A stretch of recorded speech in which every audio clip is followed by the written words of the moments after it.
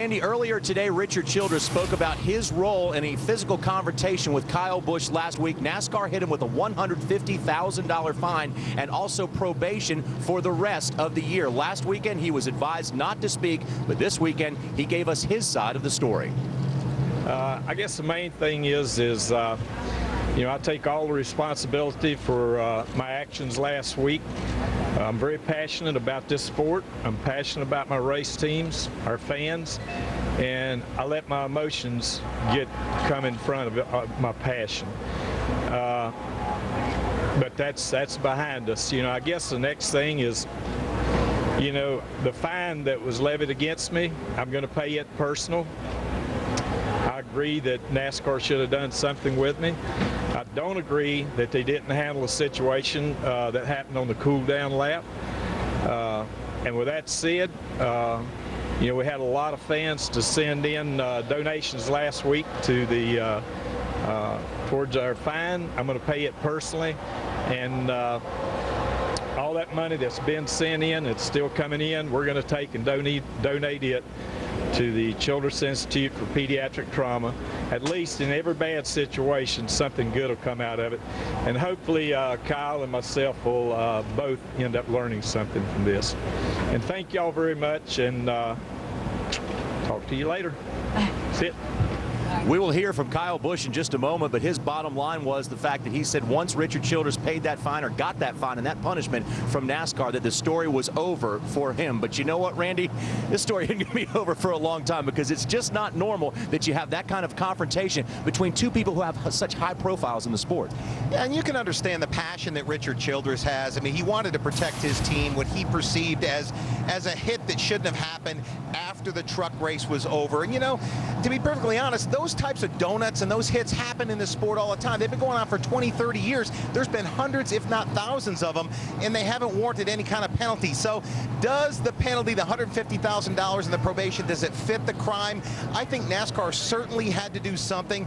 It could have been more, it could have been less, but they have to look at past incidents between these two folks. They also have to look at the incident themselves, and they also have to prognosticate a little bit. What if? What if it just wasn't car owner Richard Childress? What if it was car owner Tony Stewart, car owner Kevin Harvick? Do you sit those guys down for 4 races? If you sat Childress down, you would then have to sit Stewart down if he gets into a similar situation. So they were in a box. I think they did the right thing. If you told Childress that it was going to cost him $150,000 on his way to get Kyle Busch, he wouldn't have done it. So they made their point.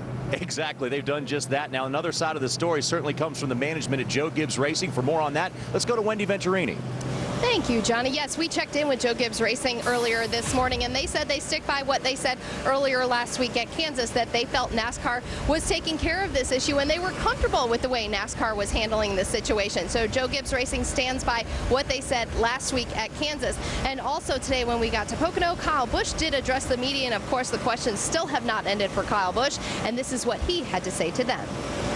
What brought it up, I guess, me giving a congratulatory bump to Joey Coulter is what tipped him over the edge there. I don't recall any time face-to-face conversation where Richard did tell me, if you touch another one of my cars, I'm going to come find you.